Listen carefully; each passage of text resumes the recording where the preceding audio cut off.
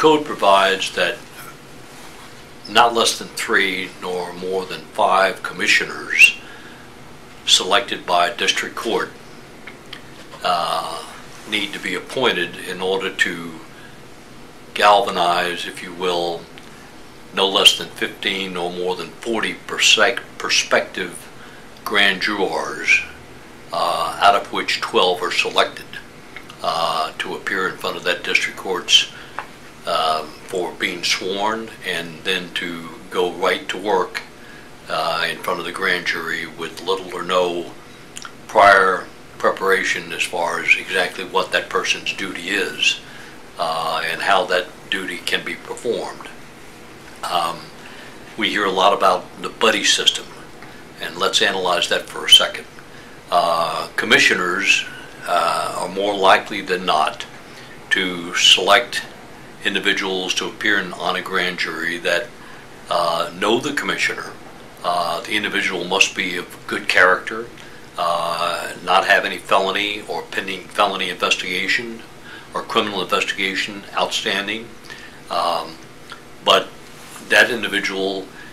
will know in all probability the commissioner, and in all probability the individual selected by that particular commissioner will have some knowledge of their fellows. Thus we have, in more cases than not, when the grand jury, the whole number of grand jurors appear at the district court, you will have handshakes, you will have, hello, how are you, it's been a long time, I haven't seen you in a while. The danger in that is thus, one of the dangers is that the individual who may know another individual before getting on the grand jury may be in a position to be swayed in an inordinate fashion by the opinion of his or her friend who is also on that same grand jury. There's no prohibition to having friends on grand juries, but that basically, in the eyes of the public, taints the entire process. In order to sanitize that process, it seems to me, we have to come up with a selection of grand jurors that passes a smell test, if you will. Do you, in fact, know any of the other prospective grand jurors? And if you do, will that knowledge have any particular type of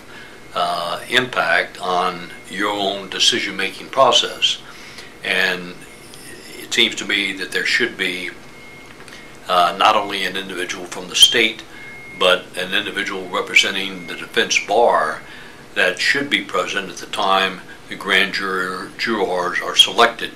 to serve on a grand jury to ask that very question. And that should be a ground to disqualify one or the other of the individuals who are friends that sit on the grand jury. That would avoid the appearance of impropriety, and I think that is one reasonable way to correct that situation.